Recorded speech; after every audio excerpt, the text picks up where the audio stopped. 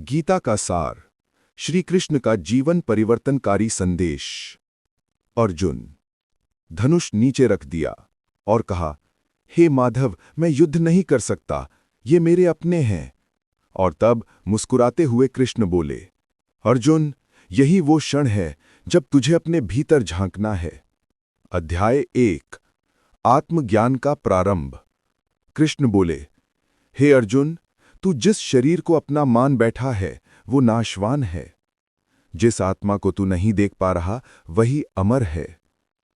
आत्मा न जन्म लेती है न मरती है, वो केवल शरीर बदलती है, जैसे मनुष्य पुराने वस्त्र त्याग कर नए वस्त्र धारण करता है।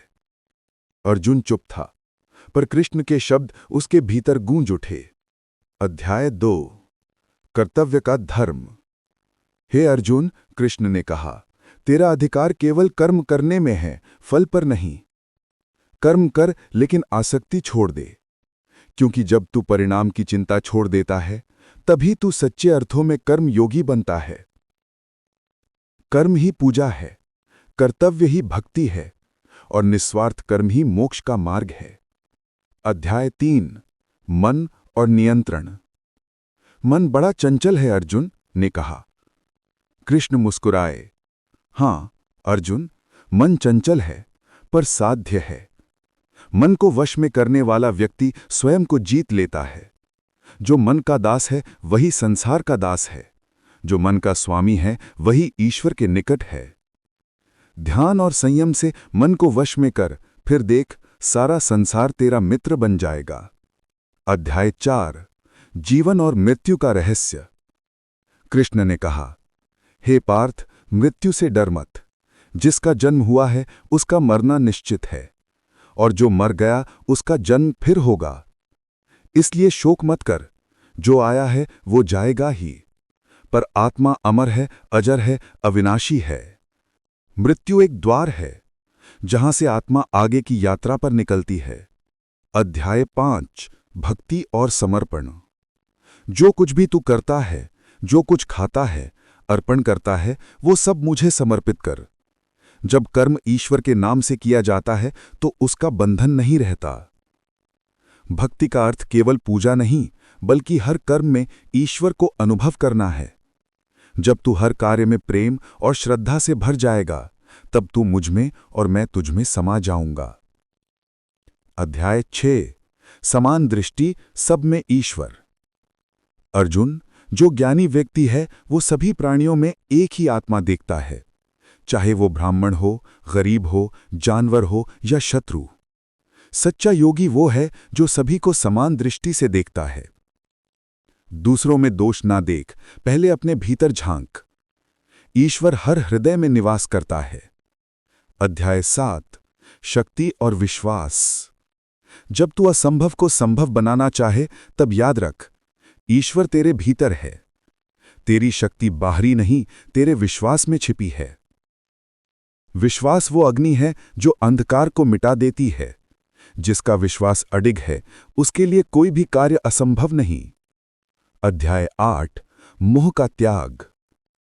अर्जुन, इस संसार में सब नाशवान है। शरीर, यश, धन, रिश्ते सब मिट जाएंगे, पर जो आत्मा को जान लेता है वो कभी नहीं मिटता। त्याग वो नहीं कि तू संसार छोड़ दे, त्याग वो है कि तू मोह छोड़ दे। मोह से जन्ता है भय, भय से भ्रम, और भ्रम से पतन। अध्याय 9, सच्चा योग, कर्म, ज्ञान और भक्ति का संगम। जो ज्ञान के साथ कर्म करता है वही सच्चा योगी है। भक्ति, ज्ञान और कर्म तीनों एक ही मार्ग से 3 रूप हैं। जब तू प्रेम से कार्य करता है, जब तू निस्वार्थ होकर दूसरों का भला सोचता है, तब तू मेरे मार्ग पर चलता है। अध्याय 10, अंतिम संदेश। अर्जुन, उठ, तेरा भ्रम तुझे रोक रहा है। धर्म के लिए खड़ा हो। जो सत्य के साथ खड़ा है उसके साथ मैं स्वयं खड़ा हूं। युद्ध केवल रणभूमि का नहीं, ये जीवन का युद्ध है। हर व्यक्ति के भीतर कुरुक्षेत्र है। एक और मोह, आलस्य और भय, दूसरी ओर सत्य, कर्म और विश्वास। जब तू अपने भीतर के अर्जुन को जगाएगा, तब मैं, तेरा कृष्ण, तेरे साथ रहूंगा। अंतिम भाग। कृष्ण की वाणी आज भी गूंजती है। जो मेरा स्मरण करता है मैं उसका मार्गदर्शक बन जाता हूं। जो मेरा नाम लेता है मैं उसकी नाव बन जाता हूं।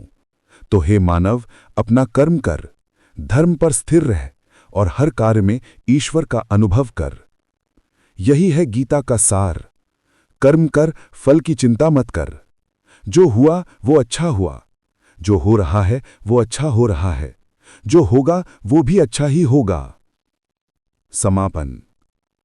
जब जीवन अंधेरे में डूब जाए तब गीता के शब्द याद करना।